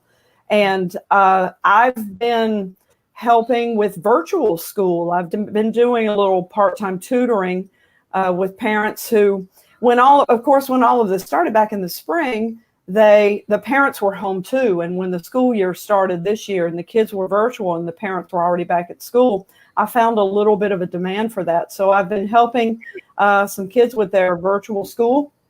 And in Rock Hill, they're doing this where I live. I live in Rock Hill, South Carolina, and they're doing this A-B schedule where they're home Monday, Wednesday, and Friday, and they're in class Tuesday and Thursday. But up until this point, the Tuesday and Thursday has been virtual. So since the school year started, I've been reaching back to my education days, and that's been interesting. And so far, I can still do third grade math. Not sure about anything else. Well, I can't. I was an English major, and I've been okay with the third grade math. The seventh grader came in and said, "Can you help me with this, Miss Lynn? Can you help me with this?" And I went and I came and I looked and I said, "No, I'm sorry, I cannot. I'm sorry, I cannot help you with that. I can help you write your very first research paper, but not the math." I can't speak for BJ, but I ain't got no problem with my grammar. But BJ worked at a lot of country stations, so he can sometimes not normally, only on purpose, fracture the grammar slightly. But plus, he watches NASCAR every Saturday, so it doesn't matter. So the most important question is, what is Clemson going to do this year? Are they good again this year, Clemson? Yeah. Well, we've got Trevor Lawrence, who's been voted the preseason best player in the conference and one of the best. They've been saying since he finished his freshman, he's just a junior, And of course, the freshman year, okay, we'll talk a little football. Freshman year is when they went in and won the national championship, beat Alabama 44-16 or something like that. Went to the national championship last year, got spanked by LSU, but that's all right. It was LSU's day. I'm okay with that. This is a junior year. Everybody's picking him as number one in the draft and the favorite for the Heisman. We've got Travis Etienne, who decided to come back for his he's fun to watch. Come back for his senior year. Yeah. Did he get a haircut? No, I don't think so. He still, to me, looks like he's 12, but they all do now. Well, I wish Clemson luck, and I'm so happy that you had some time to spend with us, because we do have a lot of people from Oceania and region who listen to the show every day or watch the show every day, and they love. Karen Pollock is on with us, and she loves when she sees all of her friends from all those years of cruising. It kind of keeps everybody connected as we wait for as we wait for something to open up, and then and hopefully that's right. Hopefully, before you know it, I think the last time we saw you, we were together in Alaska. No, was it Alaska or was in Bar Harbor? We went to lunch in Bar Harbor with Michael Miner. No, I think we were in Alaska after that. Oh, okay. So yeah. I think the last time you actually came on board and had lunch with me. Oh, yeah. Was that the last time we saw each other? Yeah, we were right across from each other in Sitka. I never thought I'd say it, but I'm starting to miss it. It's hard to believe, really. So, anyway, we thank you, Margaret. We got to sneak out and welcome John Peasy in a minute. So you stay safe, and Thanks, I'm glad Margaret. Mama's doing good. And, My absolute pleasure. Thanks so much. Nice meeting you. Nice, John, BJ. Nice to meet you. Dottie, Tom. Always a pleasure. Love you guys to bits. Love Thank you you. too. Enjoy those canopies. So Yeah, I'm gonna go make BJ. I'm gonna go make some canopies right now. Send them to me so I can try them out. Right. Thank you, Margaret. Love you. See you later. Thanks, Margaret. I got that. Took care of that. John, would you like to? We're zipping through. It's 11:33, and our next guest on a busy Wednesday is here. So I'm going to click on and add to the program. I don't know John. I heard great things about him, and he's a good friend of yours. So that means nothing really. But I'm just kidding. He's very talented vent and comedian, and very innovative in what he does. And he's changing an engine as we talk. Oh, here. No, I didn't know it was on. Hey, John, how are you? Hey, Tarantino, John, how are you? I haven't seen you in 100 years. Good. How you been? Good. Let me introduce you to the crew here. This is Dottie, the producer. She's a legendary cruise director. She's been on. Hello, Dottie. She's the only cruise director I know that people go on the cruise because she's a cruise director. Uh-huh. And that's her husband, Tom Drake, who's been a comedian for years. We worked together in Hello, Vegas. Mr. Drake. Hello, John. And I'm the only comedian that people don't go on a cruise when they find out I'm on. And this is BJ Odom. He was been big deal in radio for years. Mr. BJ, how are you? Yes, sir. I didn't realize And he's got the biggest mic in the business. I see that. Apparently, yeah. Very, very impressive. That's probably the what kind of mic is that, by the way? It's one of the expensive ones. I don't know. It's a scuba. I stole it from one of the stations I worked at one time. One of those ones that are not made in China. It's a scuba tank that he just put Mike on. This is very, very cool. I didn't realize the scope of this. I thought it was John when you said I thought it was just you and me. I didn't realize it's going to be several people. This is cool. Yeah, it's well, this is why it's fun, because it's like you at least have a little bit of an audience, you know. So wait a minute. You got a radio guy, 2 cruise ship people, and John in God's waiting room. What's the combination here? I don't. What's going on? John, you moved to Florida from New York. What happened? Taxes, baby. There you go. You don't want to pay him anymore, huh? Last night, I was just about to go to sleep at 2 a.m. and there was a earthquake here in New Jersey. And I never experienced an earthquake in all my life. I swear to God, at 2 a.m., I was sitting on the couch, just about to fall asleep. And all of a sudden, it sounded like the whole house was like something. I never experienced this in my life. And then, my wife grabbed the cat and went out the door and got in the car thinking that the ceiling was collapsing or something. Apparently it was an earthquake. Yeah. I saw the headline this morning and I looked at it and it was a 3 something. And I thought 3.1. Yeah. And I thought, I don't remember where that is on the Richter scale, but I didn't think anybody would really feel it. But what part are you in South or North Jersey? I don't know what I get. I wouldn't consider. I'm a half hour from Staten Island. I'm in Manalapan, New Jersey, which is the Englishtown, Marlboro, Freehold, or whatever. And it was the weirdest thing. And I mean, it was enough to make my wife grab the pussy and run out the door, which is not something that happens here in often. And I tell you, it's like, and then you turn on the news, there's nothing there, there's nothing anywhere, and then suddenly, I'm like, what I'm fascinated by is that the Ring doorbell. People going, did you feel that? I'm getting on the Ring doorbell on my phone. Yeah. And I'm outside with a flashlight thinking somebody's breaking the house or something, or the roof is falling, or it was just a weird, I never experienced this in my life. So the first thing I'm thinking of is like on the Ring doorbell is I wrote this, I put a joke up, something like, I think this is caused by fat people because they're always moving plates, is what I wrote. And it never got approved. They didn't put it up. I put it on Facebook. They put it up anywhere. Really? I have to ask you this. This is a strange question. Do you have? I know you do. You do your own show with Bartling and other people. Do you have an audio interface for that microphone, or how is that going into the computer? Oh, I got it into a mixer board, and I have like music on here. I got Jackie's music on here. Yeah. There you go. I don't know if you can hear it. Can you hear that? Yeah, absolutely. I can hear it. I'm trying to find it because I have it over here. Tom. He uses StreamYard for his show. Yeah. All right. Do you have any problems with voice lag? No. As a matter of fact, I've been using the 721. I haven't tried the 1080 one yet. Which is the 4K or whatever, the higher end. I've been using the middle range 720 output to this. And I've been. First of all, this is a weird thing. I mean, StreamYard, I like it. It's really good. StreamYard is basically the 2020 AOL of streaming platforms. You're right about that. You know what I mean? It's kind of like years ago, AOL came out and they put a template over the internet so anyone can use it. And this is kind of like what this has become.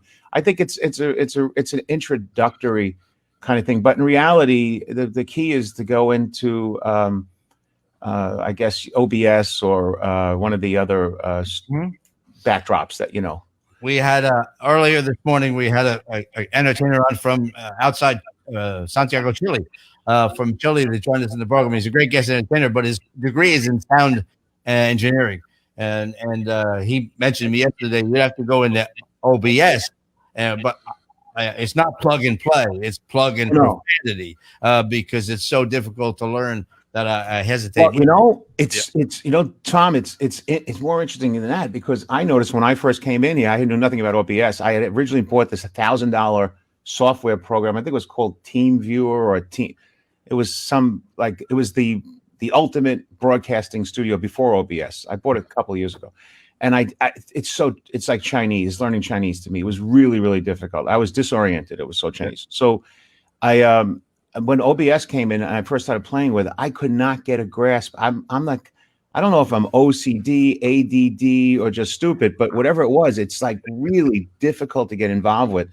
And somebody came in. And you're a pretty technical guy. Right? No, years ago maybe, but I think lately, I don't know. I mean, I think it's gone beyond me. You know what I mean? It's like, right. I mean, it's like the whole world we live in. I'm not protesting yet, but that's way beyond me. I don't know what's going on. So anyway, OBS came out and somebody showed me how to do a few little things and I still couldn't get it. And then I started adding one little piece and another. And the next thing you know, all of a sudden it starts open. And now I'm like getting into it. And I'm like, wow, this thing is fantastic. Oh, you could do that too. And you could do this and you could do that. So if you grow it in little chunks, it makes life so much easier. Now I'm in OBS. Oh, you are? A Stream Deck, which was another challenge. Yeah. And now I'm able to switch the scenes from one to another.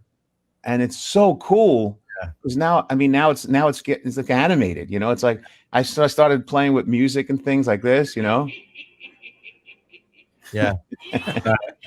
Another guy to embarrass me, John. You had to bring him on. You had to bring him on. You didn't tell me this. You sandbagged me, you son of a.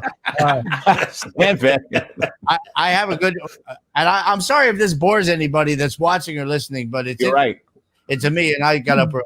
But a good friend of ours, Sonia Selby, she's a great singer, entertainer. She's doing virtual shows, and she did one Saturday for people in England. She lives in Panama City, Florida, and she ran the entire 3-camera show in a green screen room with a stream deck. She ran all of it. The camera That's changes. what I've been doing. Yeah. Music tracks.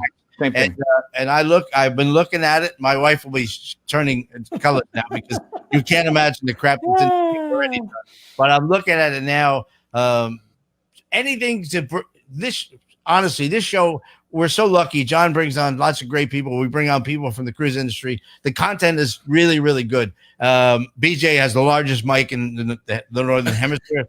We got a lot of things going, but I have to get the production value better. And with Zoom, I really struggled, to screen share to show an opening. And so we made the change to this. And a friend of John's, now a friend of mine, Mike Mayone, does your show on Skype.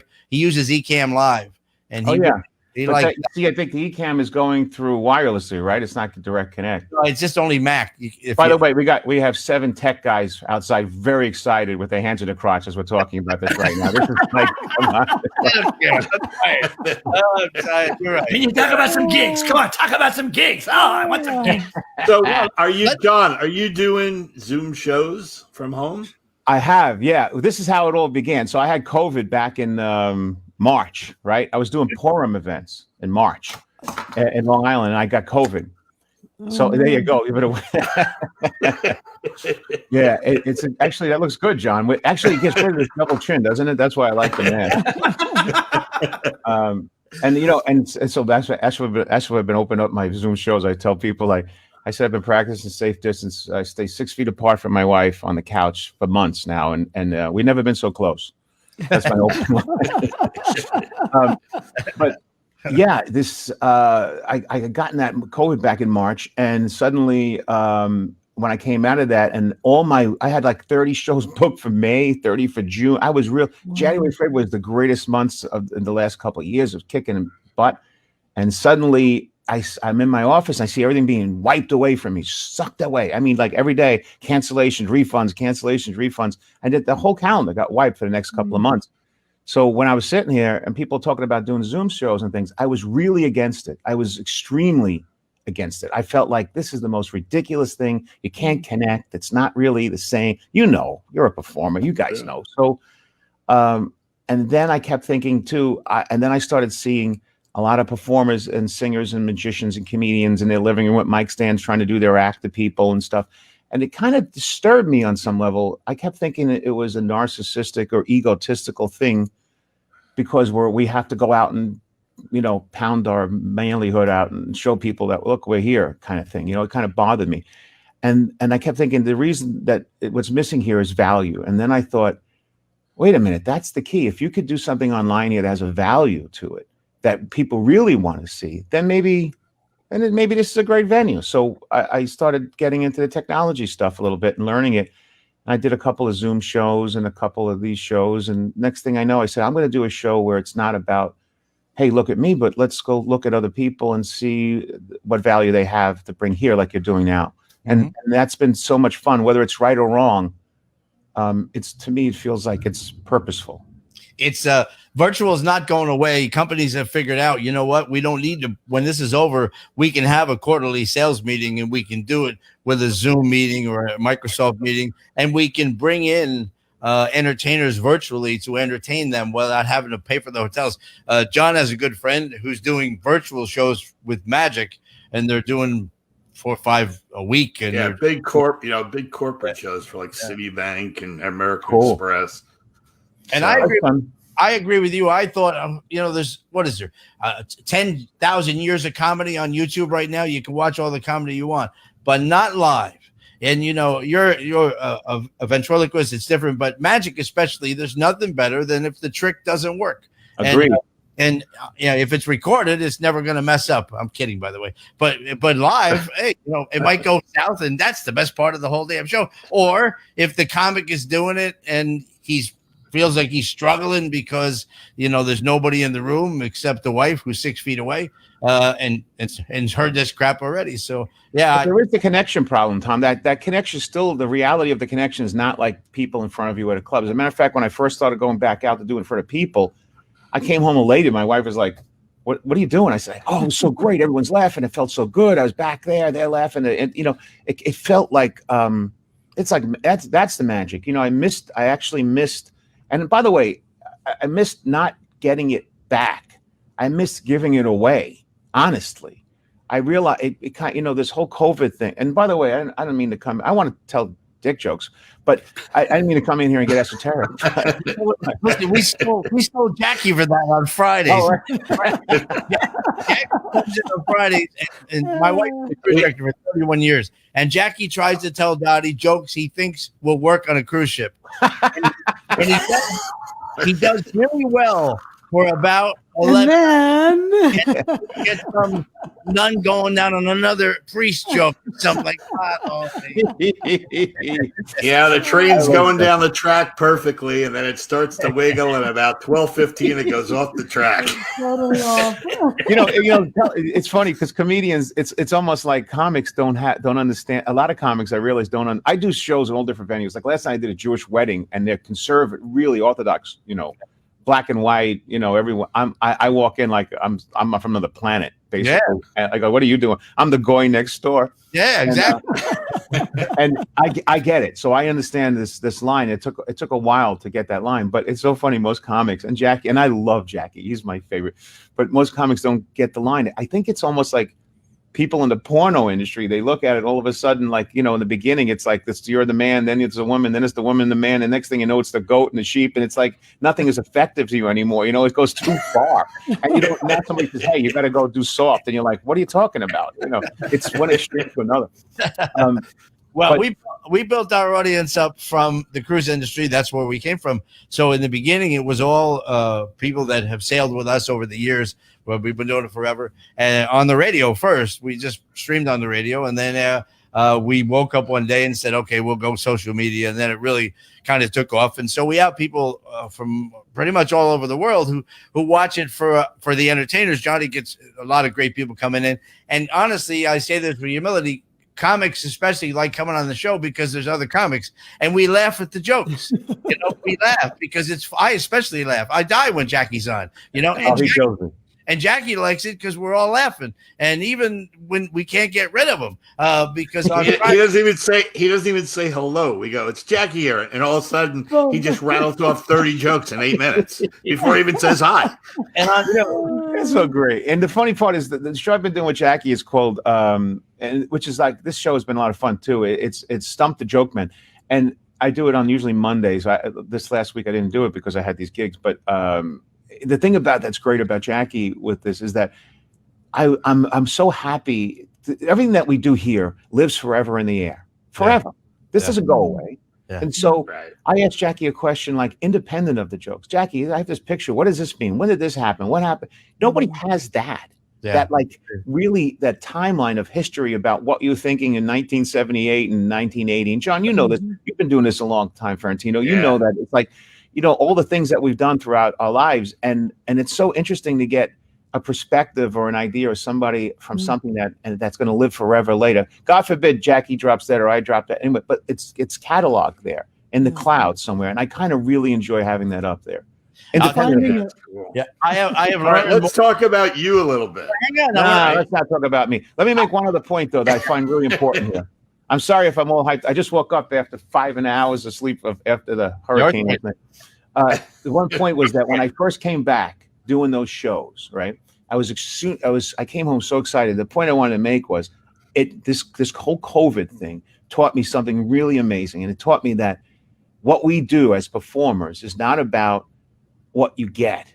It's about what you give. And it doesn't always hit you really well until you have this long break. And then when I went out and I did a Passover event, one show, and after not working for 2 months or something, and I remember I was doing the show and I came home elated. My wife was like, "What's the matter with you?" Like, I was just excited. And she's, "What is, you got your ego stroke?" And I was like, "No, I was just," it was joyful for me to see a bunch of people laughing children's family, adult, whatever, just all laughing and having such a good time. And not because I was giving it to them. I just enjoying seeing people in this environment again after all of this fear-based stuff that was going on. So my whole point is that what I've learned from this whole experience is that as performers, in the beginning, you may do this because you want to get, but later on, as you grow, you want to give. Yeah. And now I'm at the point where it's like giving is much more joyous than me getting the money or the applause or the adulation or whatever. Were you in the hospital, John, when you took ill? No, I stayed in bed 2 weeks with fevers and headaches, for sweating and freezing and all for 2 weeks straight. And my wife had it one day. Really? Yeah. Well, I'll tell you, the one thing I've learned doing this with Jackie is I've learned more about a guy named Epi than I'll ever want to know about. Some guy named Epi who owns some joint called My Mother's Mustache. My father's place. Every week, Epi did this and Epi did that. Epi bastard Epi. He shorted me the money. To have Epi on the show, you would die. That works. Are you guys all in Florida? Yeah. Yes. Yeah. You know what's funny is BJ has the biggest mic, but he's the most quiet person. Yes, he is. That's because I'm the Midwestern. The Northeasterners do all the talking. I just sit here and listen. Yeah, gotcha. He's got the voice. He does the announcements. He's got the voice. So, were you on America's Got Talent? Yeah, I did. And you did the thing with like a monitor, right? That was the second. That's a bad story. What happened was the first. I was on America's Got Talent. Sorry, I just remember flipping by one night and seeing you go. Oh, I know him. Yeah, I did really well on that, but that wasn't the thing that happened. What happened was the year before that everyone saw that bit on AGT. It was like I invented this app called Virtual Ventriloquist, which is an app that you take anyone's face and you scan it into a laptop or a computer or an iPad, and then you're able to animate the eyebrows, eyes, and mouth and all of these different things to make a person to a human puppet. And what happened was prior to that, the year before, I had done AGT, and I turned the host. It was a black guy, that skinny black guy. He's really hilarious, great comic. Anyway, I turned him into a human dummy, a dog, and I got a standing ovation, and it killed. I mean, really killed better than the one that you saw. And what happened was the night that they introduced me on AGT, they go, "Ladies and gentlemen, here's John Peasy." Boom, Obama came on, and Obama did a speech for 2 hours, and my whole bit was gone. Like several minutes, just disappeared. And it was so disappointing, and it drove me nuts. And I everyone was watching. I was excited to do it, and then all of a sudden it got wiped away, and it never played after that. They just introduced me and it was gone. And I said, John, I had an agent who did the Tonight Show. The only time he did the Tonight Show, and he got preempted by the men landing on the moon. And it never showed. How do you beat that? How do you beat that? No atmosphere. Yeah. So I went and did it again. I said, something? I'm going to go out. I spent that night. I said, I'm going to come up with a new bit, something even better, and I'm going to go back on again next year. And it took a whole year to get that bit. It took a whole year of because I know nothing about coding, and I'm getting people in India telling me, I would make a list of you. I would make the eyebrows move, I started working on it. And the next thing you know, maybe just about 3 weeks before I was scheduled to do another shot, I had it ready, and then I started writing it and working it out. And I mean, I was working out the jokes and the material just like 48 hours before the thing. And then I went out and did it, and it killed. And then I went to Vegas and got thrown out again. It's just like last time. It was fun though. It was a good experience. Were you was it an AG America's Got Talent winners thing that you were doing? Or I mean, I don't understand how were you competing, or it's a long process. You first go in, you do the audition, and then they bring you to a live show, and then you do the live show and they tape it, and then after they tape it, then you go to Vegas and do another bit, and then they judge you again, and then you come back to New York, and then they go into these final rounds and stuff. Before the final rounds, I got thrown out. As a matter of fact, I was on the same flight going to Vegas with you probably know Ferrantino. It was with the guy who came in second, Tom Cotter. Cotter, who's a wonderful comedian. Wonderful, great. And we were on the plane going. He's going, "You're going to win." I said, "No, you're going to win. You're going to win." It was pouring in, and we both went out there, and let me tell you, there's so many great stories about what happens there. I won't even get into it, but it's the bottom line, it's a machine, it's a business, and it runs like one. Yeah. It really does. I said after that, no acts should be allowed in there that can lick themselves. It's just not right.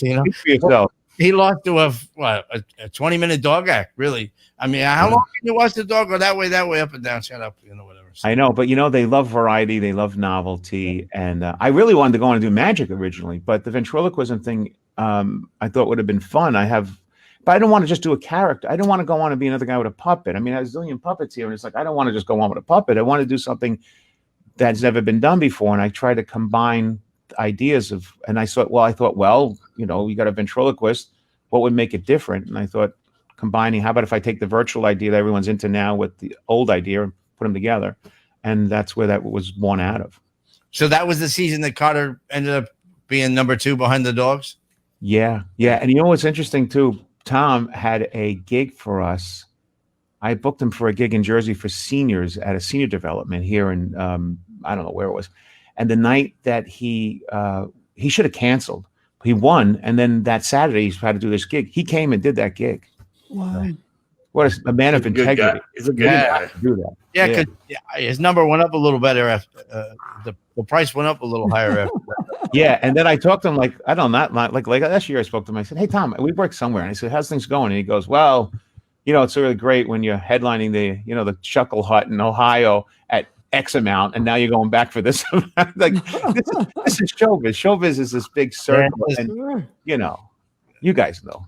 That TV gives you that bump in the money for sure. Mm-hmm. Yeah. How many characters do you have, John? A lot, a real lot. But how about your favorite? Well, it won't be politically correct if I tell you what my favorite is. I have a little African American guy named Smokey, who's a pimp that hates white people. He's hilarious. He's kind of been shelved for the last couple months. Yeah, I got a friend. He's nuts. He works ships and he works Crystal Cruise Line, which you would think this ain't gonna work. And one of his characters is an Asian puppet named Wingtip Shoe. Oh, I know who that is. Mark Merchant. Yeah. Mark is wonderful. Yeah, great guy. And I look at him. I go, man, oh man, why do you have to swim upstream? He's got a Aldolfo. His black puppet is like Jesse Jackson. I can't remember like that. Yeah. He goes, dude, that's what I do. And I'm like, because as a comic on ships, I know what you can do and you can't do. But he loves swimming upstream and pushing it as far as he can push it. But I give him credit. He's got more guts than I do. So, it's a very strange time for comedy, and it's in short supply, and everyone is very tense. And I honestly, I've had no issue at all, and I've done everything, and I haven't had any issues with anybody. That's but great. I don't think it comes from a place of mean-spiritedness. It comes from, let's all just laugh and enjoy what's different about ourselves and then embrace it and let it go. It has nothing to do with putting people really down. And yet I do a lot of put down humor, ironically. But I have like a baby. I have this old man puppet. I have a dog. I have an Indian guy. I have all these different characters, and I have a whole car full of them. And then when I go to an event, I bring out whatever is needed for that crowd. So I have this diverse thing I can pull from, which is cool. Do you make them yourself? You have someone make those for you? You don't build them yourself, do you? No, I don't have that skill. I actually create the characters, and then I have somebody carve them. By the way, people don't realize, people think it's like an easy item. It takes like 2 years to get one, maybe 10,000 a piece or so. Yeah. It's a long process. And then you go back and forth with drawings. And then sometimes the builder's done it. Maybe he's a great drawer, but can't carve well, and so it doesn't come out exactly right. So like I have this character here that I have this old man dummy here. So originally I have like a half a dozen of them before he became this guy, right? So this is like I don't know if I'm in the camera. There you go. Oh, there we go. Huh? Right. So this is like a classic old man kind of cat. What the hell are we? Huh? Tarantino. Yeah, you remember that guy? Oh my God, he got old. All right. Can I get you anything? A stint? All right. He's in Florida. Get off the lawn. All right. So, what I do is, the eyebrows are great. Yeah, I love it. Yeah.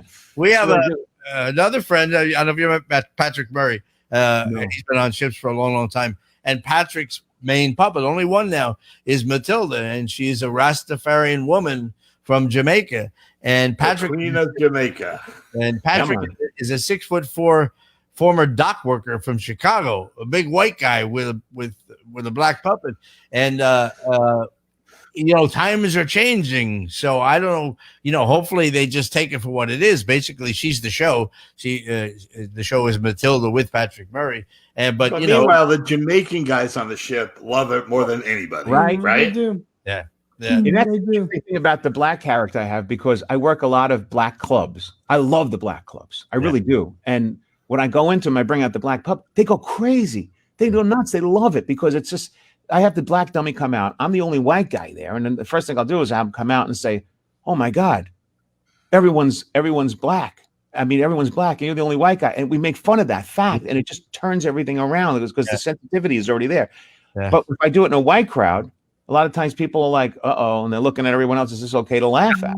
So it's like this reverse sensitivity kind of thing. So you have to, it's, it's like magic, John, this, you have to take out the stuff that is going to work for that crowd. And so I have like 10 puppets in the car and I go pull out off the shelf what's going to work. It's ridiculous. The whole thing. Do you have a truck or a car? I have a truck. Truck. Oh, you'd have to have that many in there. Well, you bring out 3 or 4. Usually I bring out 3 in a show generally. And then I do some comedy and some magic and, that kind of little variety. We were talking last week. I was working in Atlantic City years ago for Kephart with Wid and with the amazing Wid. And Wid but he brought in like you made me think of it with all the dummies in the car, because he brought in 4 trunks, suitcases, and he had 3 of them on stage, and there was one backstage, and it was sitting backstage. It was just sitting back there. And I think it was a Thursday night second show, and they were awful, this audience, and we all took our beating, and Wid was closing, and suddenly he comes running back, not a big backstage. He pulls that curtain back. He's soaking wet, and he grabs the 4th suitcase and go, "They suck." And he went down. Can you imagine you're doing a shoot and there are a bunch of old people and they're not buying them? Hang on, I'll be right back. Run out to the car, pop the trunk. Come on, hurry up. It's great though. He just, I love the way he just grabs props, puts them together, and does all those gags. I work with him many times. He's one of my favorite acts. He's bizarro. I love it. Yeah, he's great. He's absolutely great. I told Tom I followed him on a tour once down south at comedy clubs, and every night I would find another part of his act. And at the end of the thing, I had to mail him back a big box of stuff. He was like so happy. He's going, "Oh, I knew that I'd seen some big coins and lips." It's just a unique comedy. But it's a unique thing. It's like there's not a lot of. I mean, Carrot Top, obviously, but there's not a lot of. First of all, I love variety acts. I love variety. I love comedy. I love props. I like jokes. When I was a little kid, when somebody would tell you a joke, the old guy would come over and say, "These 3 people on the ship." You turn around. I used to think of myself as a kid. I was like, "That's so stupid." And then all of a sudden, I became older, and I kind of have this love of humor. I love it. Every day, I explore it in different ways. And there's so many different facets to humor. It's a beautiful thing. It's the only thing they can't take away from us right now. They can make you stay in, they can make you wear a mask, it can give you unemployment, but they can't take away your sense of humor, and it's really a personal thing. I love it. True. So you're working a lot still? Yeah. Yeah, John, I am so blessed. It started in June, and I'm blessed. Gratitude up the rear here. So happy. Yeah. And I don't know what the fall holds, though. I have no idea. We'll see. One of the Minervini, the only 2 working, I think. I'm not doing clubs though. I'm doing privates and corporates and Orthodox and how do you get that gig? A rabbi somewhere? I don't know how the hell this happened. I have no idea. He used to do them was David Say would do Purim shows. Yeah. At one time, as he's a friend of mine for a long time, he refused to really do condos in Florida. He didn't want to work for the Jews, right? And then suddenly he's doing Purim dinner shows. What the hell is that about? He said, "Well, big market." Yeah. I tell you something interesting too. When I first went in, I didn't know what I was doing. Yeah. So. But now I kind of get a beat on it, and now that I took a long time to learn. Like it's difficult to learn like the words and now I love Jewish humor. I'm like really studying Jewish humor, and the 1-2 shtick of the past is beautiful stuff. like I even made a rabbi puppet, which now I have a rabbi come out and talk to me. It's like about what are you doing here? Like that kind of stuff, you know? Wow. Like one of the greatest jokes is the rabbi says to me, you should convert. And I go, okay, what do I have to do? He goes, well, I know this moil. And I didn't even know what a moil was at the time. Right? And I said, okay. I said, in other words, you could turn me from a Christian to a Jew. And he goes, if you don't stand still, I'll turn you from a man to a woman.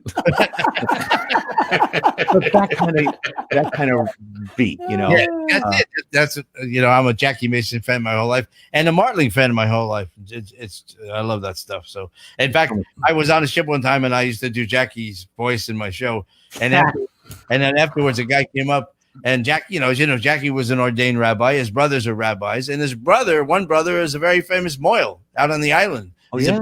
It's a big deal. And this guy came up and he goes, I love that Jackie you did. His brother did my kid.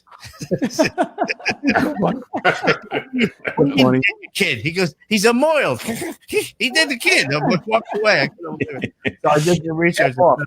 I did a joke last night during this Jewish wedding. It's called a Sheva Brokus. And by the way, I don't know if you guys are familiar with this. And again, I was brought up Italian kid in Brooklyn. I like Italian, Irish, German, all these different things. And these people, it's called Sheva Broka, which means it's 7 blessings. I had to look this up. It means 7 blessings, which means that every night the two families, which by the way, this is a pretty cool thing to do if you think about it. The two families that are now having the bride and groom get married meet for 7 nights, get together and have dinner in restaurants 7 nights in a row. And they get acquainted with each other's family. That's a great thing. I don't know why. Before or after the wedding? Right after the wedding. So Sheva Broka means 7 blessings, apparently. Mm-hmm. But they all go up and they do these speeches on and on and on. One guy and another, and they talk all this stuff and about God and all this stuff. And I said, last night I went up and I said the 7 Broka, the Sheva Broka means the 7 hours of talking. And they got to laugh. And then I started doing shtick humor. Like I had this joke last night, and you guys may not even get this. The joke was simple. A guy goes, a lady's in the Jewish neighborhood and goes up to an old man and says, "Excuse me, do you speak Yiddish?" And he goes, "No." And she goes, "Another guy, do you speak Yiddish?" He goes, "No." "Do you speak Yiddish?" He goes, "No." "Another guy, do you speak Yiddish?" He goes, "Yes." She goes, "Great. What time is it?"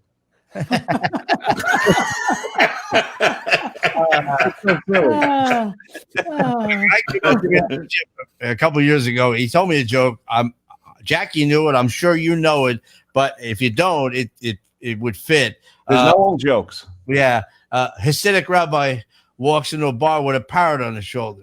And the bartender looks up and, you know it? It says, "That's really cool. Where'd you get it?" And the parrot said, "Brooklyn. There's thousands of them." And I told me the joke. That's the way Jackie cleans up the jokes. Yeah, you're right. You're right, John. I couldn't breathe. I laughed so hard because I like that kind of humor. So I did it on my show that night, and Dottie went, "Whoa, it could be It's not anti-Semitic." No. Here's the great one. There's a rabbi is sitting on a beach. This is a classic Jewish joke. A rabbi sitting on a bench eating matzah, and a blind guy sits next to him. He doesn't want to be rude. He gives him a big sheet of the matzah, and the blind guy picks up and goes, "Hey, who wrote this shit?" Greatest joke in the world. My favorite Jewish joke is the one with the grandmother with the child on the beach. Yeah, love it. And the big wave comes in and sucks the kid out to sea.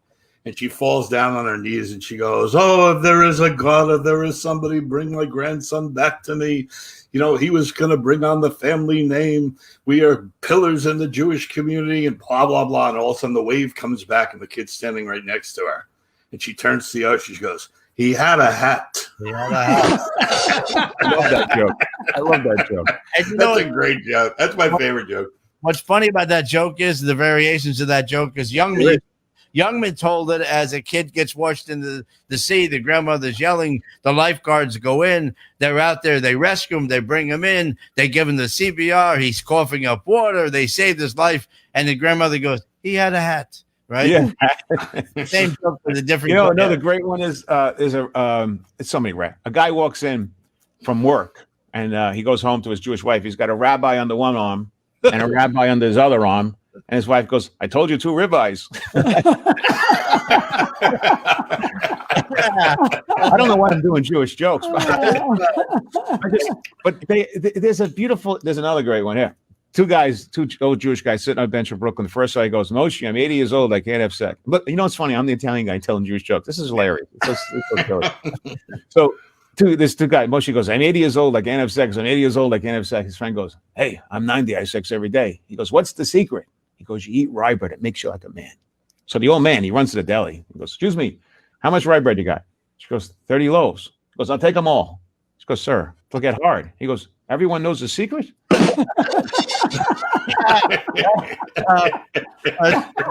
don't call that the Jewish wedding. It's funny, I had it ready over here. I even have my own applause button. Look at this. I think it works. It doesn't work. Oh, it won't work here. These guys are laughing because I have a big cart. That's a long story. Well, I'll tell you what, we're overtime, and I'm very inspired. I don't care about the rest of the people that are watching or listening. I'm very inspired by what you're doing and what you say about all of it, about humor and what we're doing here. But we haven't talked about your show. Is it on a set night, or you didn't do it this past week? I thought it was on a Wednesday. Is it on a different night? Oh, yeah. Oh, by the way, the word inspired is a beautiful thing. Do you really, if you break, because comics, you got to take words and break them into pieces because they mean things, and inspired. I've been thinking about this a long time ago. The word inspired means to be in spirit, and you take what's outside and bring it inside and bring it through you. So inspired is a really beautiful word. If you think about it, it's in spirit. Yeah. And people we don't even think about these words that we use. But yes, Monday nights we do the show Stump the Joke Man with Jackie generally every Monday.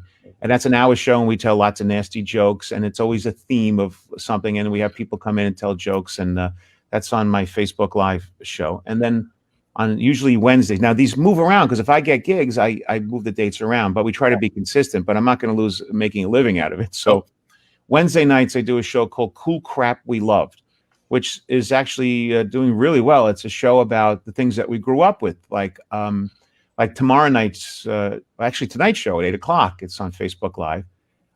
Is about pranks, about the things that we did when we were kids. And sometimes it's about the food that we ate. Sometimes it's about the things that you did as a kid, the fashion, the music. It's always about the 50s, 60s, 70s, 80s, and 90s, and all the different things. I'm enjoying the hell out of that show a lot too. And then I have another show called PZ Plus One. And that is, I just interview people that I think are fascinating. So like one day we'll have like a physical particle, astrophysicist or something on and talk about particles and things. And another day I'll have somebody, I had a lady last week from TLC who was on 90 Day Fiancé. So it's like a real diverse show, and it's just an interview where we have fun. And I have two new shows coming out. One's a game show called Hook Me Up. It's a dating game show. And I have another show coming out that we did a couple of years ago called Crossing the Line with me and a guy named Mikey Sausage from Staten Island. He owns a sausage factory. Nice. And we're going to talk about, we bring on people like UFOs and aliens and silly stuff, So. And that's, your Facebook page is John Peasy? No, it's really not, believe it or not, because it was taken because there's a guy named Johnny Peasy out of Florida who's a magician comic, which is really ironic. Nice guy. Mine is John Peasy and Andy. Okay. Believe it or not. Okay. All the shows are on there, Facebook Live and YouTube. Yeah, we'll check it out.